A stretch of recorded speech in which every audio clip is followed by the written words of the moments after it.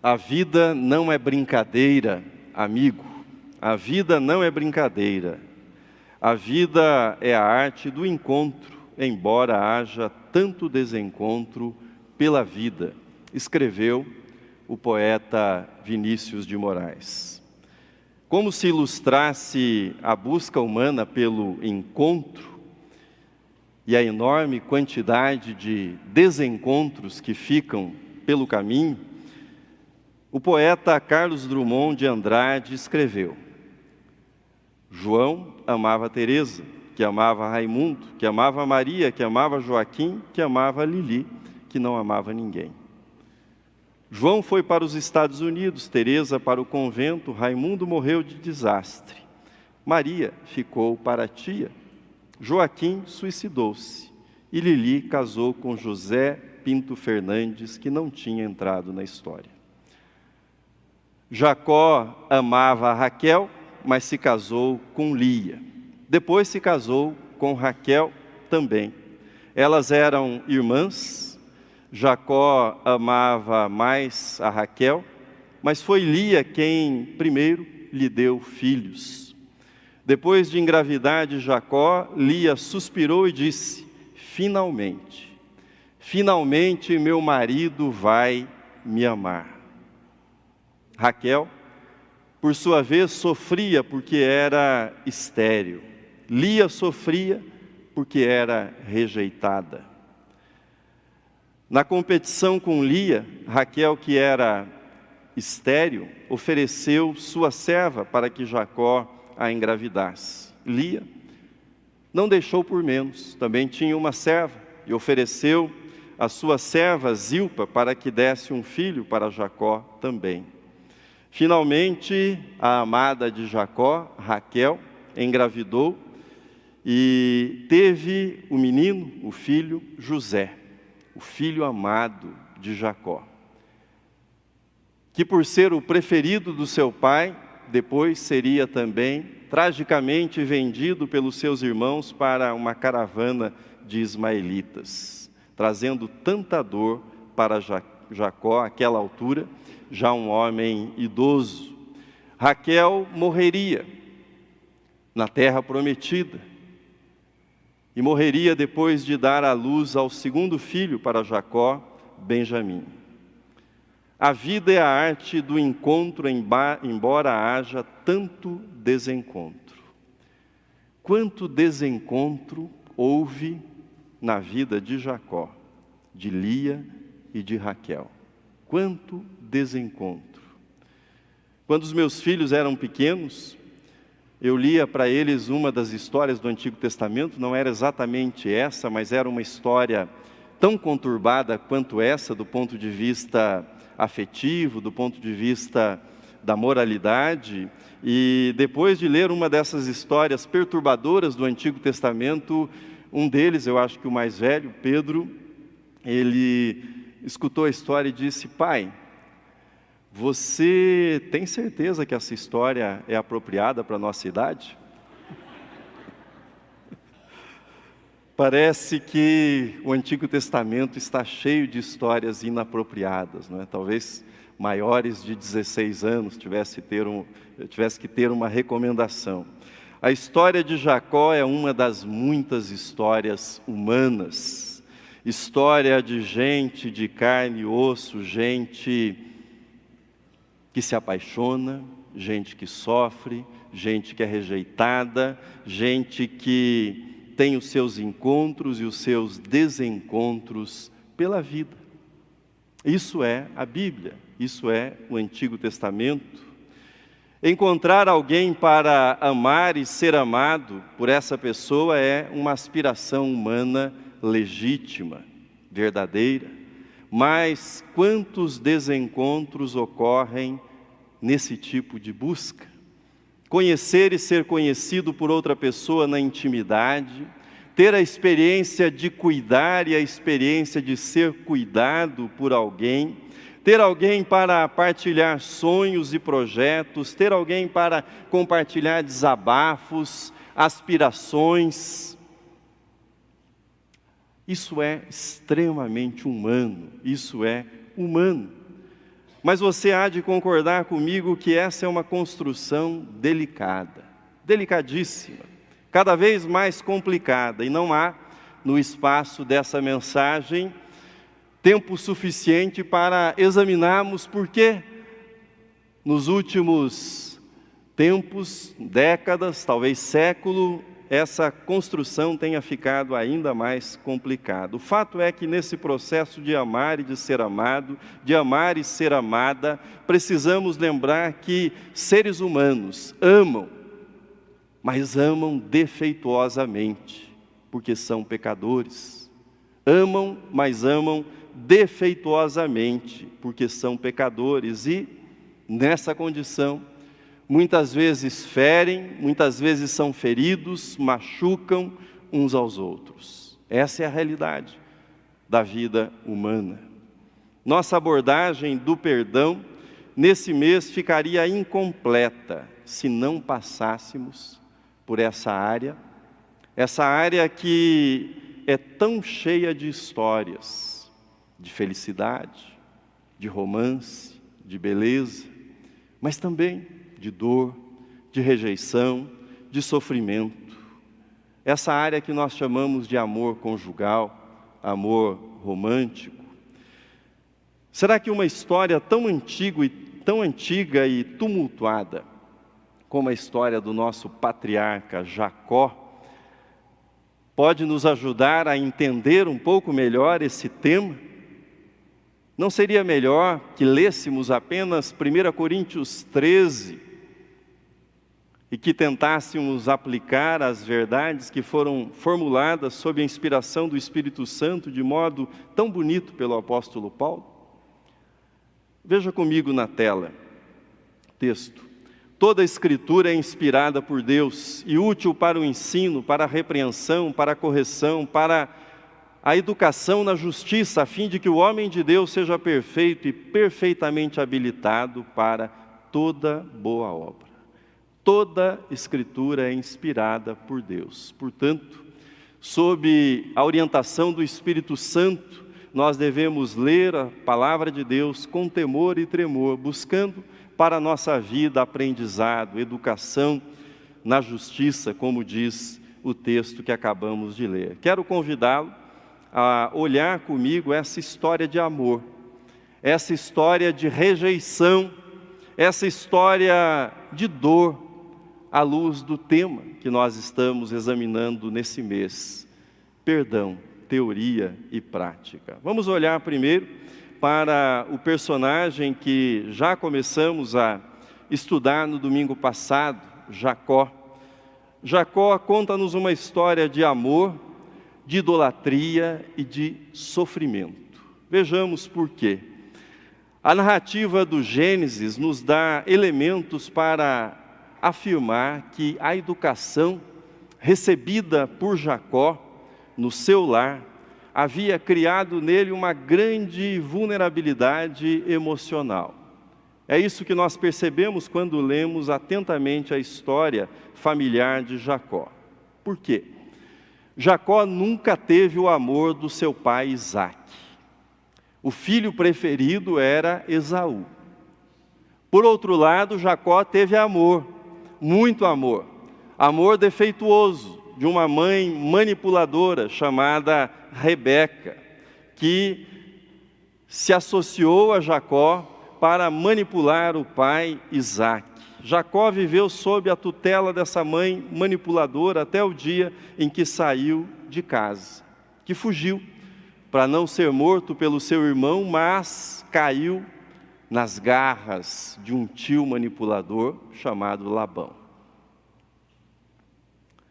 O vazio interior de Jacó o tornou vulnerável à idolatria do amor. O que é que eu quero dizer com isso? Raquel, a moça bonita do texto que lemos, não era apenas a esposa desejada por Jacó. Ela era também a sua salvadora, ela era a sua redentora, ela era o sentido da vida para Jacó. Como é que sabemos disso? Eis alguns elementos. Ele trabalhou 4 vezes 4 vezes mais do que seria o costume da época. E diz o texto que isso lhe pareceu pouco, tanto era o amor que ele tinha por Raquel. Mesmo vivendo naquela cultura, ele ignorou propositadamente os costumes e achou que o casamento dele seria diferente, que a regra matrimonial que vigorava naquele tempo e naquele lugar seria quebrada e que ele teria, em primeiro lugar, a mão da filha mais nova. Quando ele propôs para Labão o casamento com Raquel, ele ignorou que Labão estava sendo evasivo. Veja comigo o texto na tela. Respondeu Labão diante do pedido de casamento. Respondeu Labão: melhor é que eu te dê em vez de dá-la a outro homem. Fica, pois, comigo. Vejam que na resposta de Labão, ele não disse quando daria Raquel para Jacó. Ele disse: é melhor que ela se case com você do que com outro homem. Fica comigo. Mas ele não disse quando faria isso. Falando sobre dores e sofrimentos que brotam dos relacionamentos amorosos, pergunto: vocês já perceberam que pessoas apaixonadas só veem e só ouvem aquilo que querem ver e aquilo que querem ouvir? Não é assim?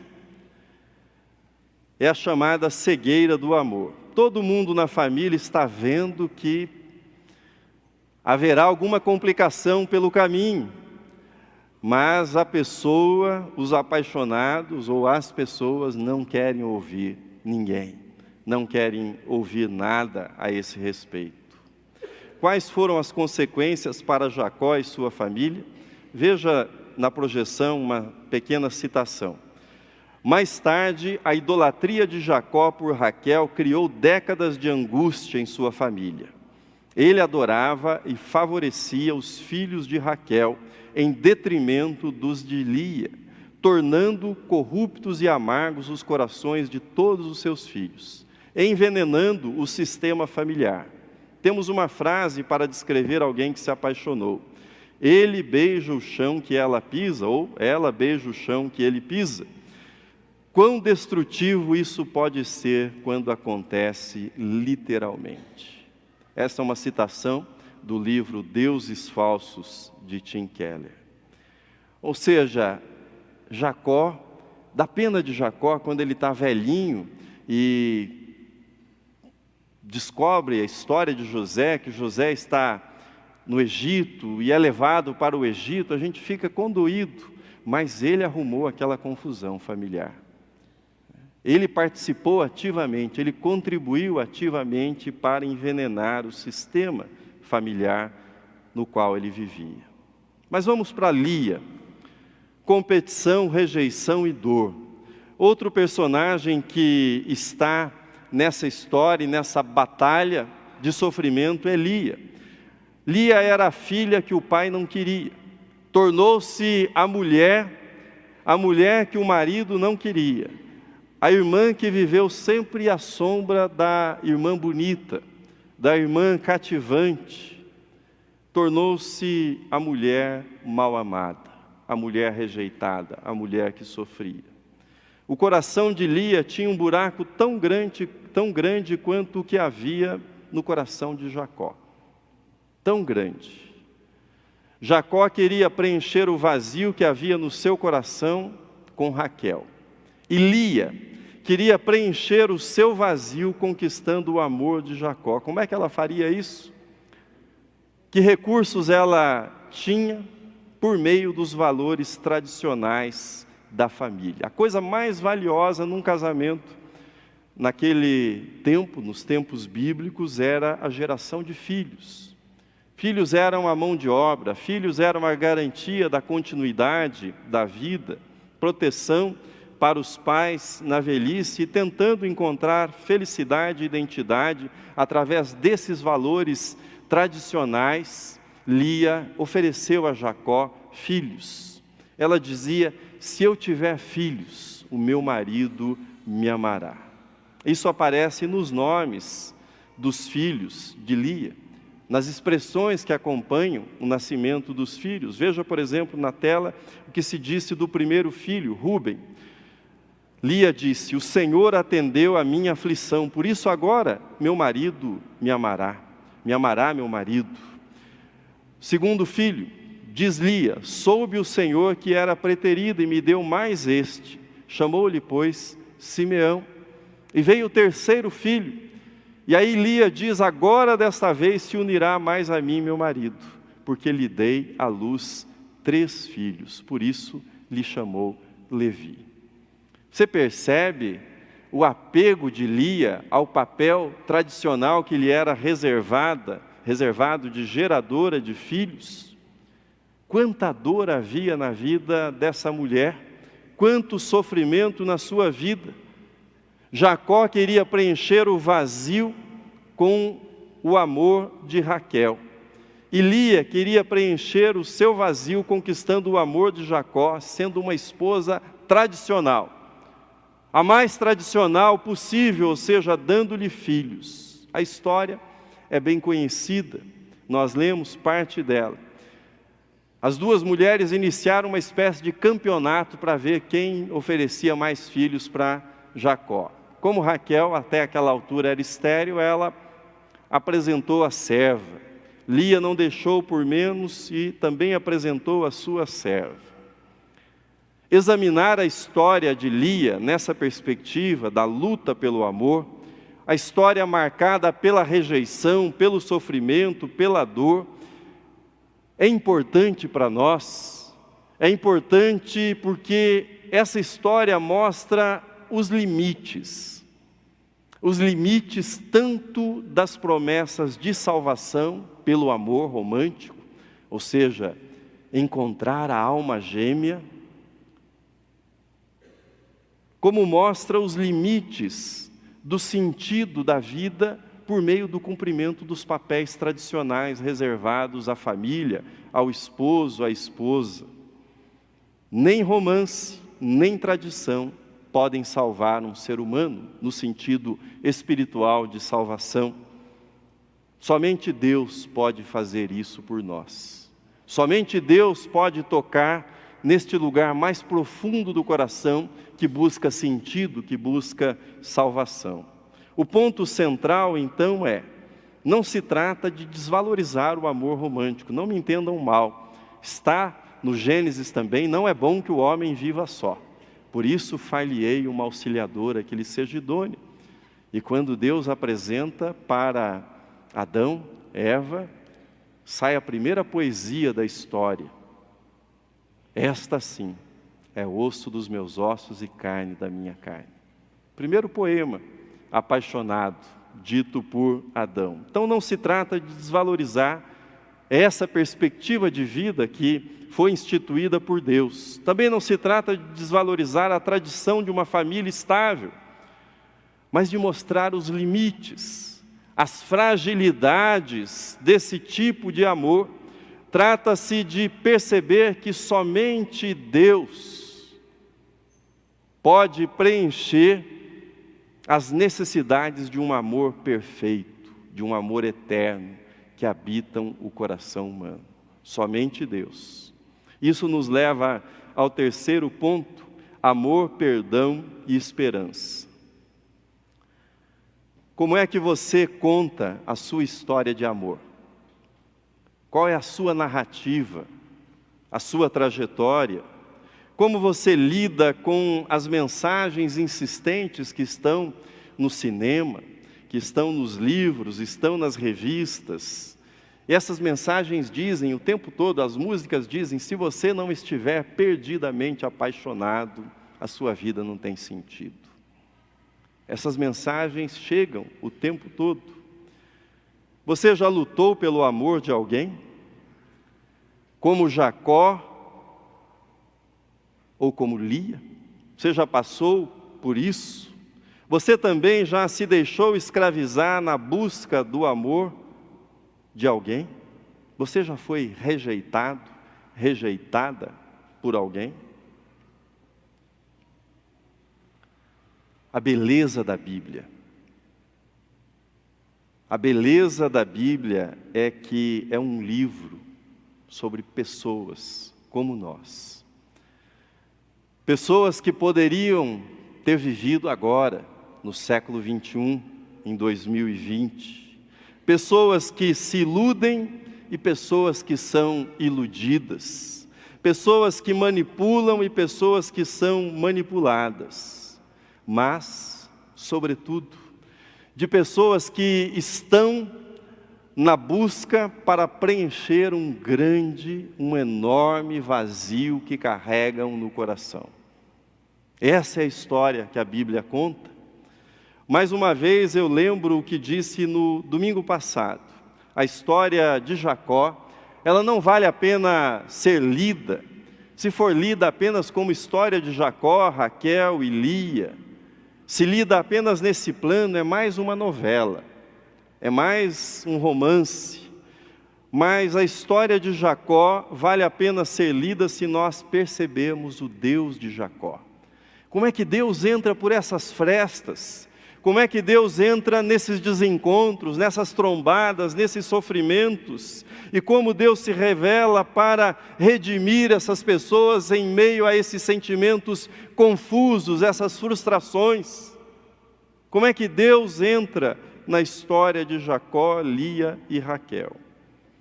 Com isto, digo para você, qualquer que seja a sua história, qualquer que seja o seu caminho, qualquer que seja a sua história de amor, de rejeição, de dor, essa história terá valido a pena vivê-la se você chegar à seguinte conclusão: nenhuma pessoa, nem a melhor de todas, pode dar aquilo que a minha alma precisa, aquilo que o meu coração precisa para a eternidade.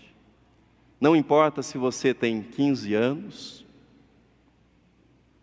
está no auge do amor hormonal, que é assim o amor dos 15 anos, a explosão hormonal. Não importa se você tem 20 anos, se você tem 40, está na crise da meia-idade, se você tem 50, 60, 70 e o ninho ficou vazio, não importa. Nenhuma pessoa, nem cônjuge, nem namorada, nem filho, nem pai, nem mãe, por mais perfeito, por mais perfeita que seja essa pessoa, pode dar aquilo que o seu coração precisa. Espiritualmente falando em termos de eternidade, de desejo por amor eterno. Há algumas pistas que Jacó entendeu isso, na sua luta no Val de Jaboque, que examinamos no domingo passado. Também há sugestões que Lia tenha entendido isso, que em algum momento a luz de Deus tenha brilhado na vida daquela mulher tão sofrida.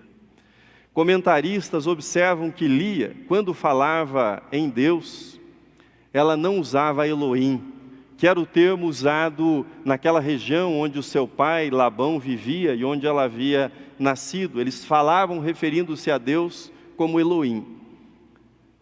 Mas Lia, quando fala de Deus, ela usa Jeová, que era o nome derivado de Abraão, Isaque, e nome que Jacó havia aprendido e provavelmente havia compartilhado com Lia. Ao nascer seu quarto filho, no versículo 35 que lemos, ela muda o tom das suas declarações. Até o terceiro filho era Jacó. Nascia o filho e ela pensava em Jacó. Agora veja o quarto filho, quando ele nasce. O texto está na tela. De novo concebeu e deu à luz um filho. Então disse: esta vez louvarei o Senhor. E por isso lhe chamou Judá. E cessou de dar à luz. Ela não esqueceu Jacó, mas o foco mudou naquele momento. Esta vez louvarei o Senhor. E veja que interessante, da tribo de Judá viria o Salvador, Jesus, o Redentor. Ele veio da descendência da desprezada Lia. É muito forte isso. O Salvador veio da descendência de Lia e não da bela Raquel. Isso fala muito a respeito de Deus, dos métodos de Deus. Ele é aquele que ama aqueles que não são amados. Ele é aquele que ama aqueles que são desprezados. Ele é aquele que ama aqueles e aquelas que não desfilam pelas passarelas da fama e do sucesso e da beleza. Ele é aquele que ama aqueles que ninguém quer amar e mais. Ele é aquele que na sua graça abençoa o mundo por meio dessas pessoas. Foi isso que ele fez com Lia. Termino. Veja comigo essa última citação extraída do livro Cristianismo Puro e Simples, de C.S. Lewis. É bem conhecida, talvez você já tenha lido, tenha ouvido. Se encontro em mim um desejo que nenhuma experiência deste mundo pode satisfazer, a explicação mais provável é que fui feito para outro mundo, algo sobrenatural e eterno. Não há nenhum problema, não me entenda mal, não há nenhum problema em amar, em ter prazer na companhia do outro. Não há nenhum problema com isso, em ter um parceiro, uma parceira que você ama. Não há nada de errado, foi Deus quem nos fez assim, e isso está no Gênesis, no texto que eu citei. Entretanto, o que a batalha de Jacó, de Lia e de Raquel nos ensina é que só existe uma pessoa que pode dar aquilo que o nosso coração busca, que o nosso coração deseja: Jesus, o Filho de Deus. Aqueles que são sozinhos, seja pela viuvez, pela separação ou por opção, e que às vezes recebem essas mensagens, não é? Você não vai ser feliz se não tiver alguém. Precisam ter clareza a respeito disso. Mas aqueles que são casados também precisam saber disso. Precisam desse núcleo, desse centro de amor, para que os outros amores se ajustem também e sejam iluminados pela luz e pela eternidade desse amor que vem de Deus. Amém.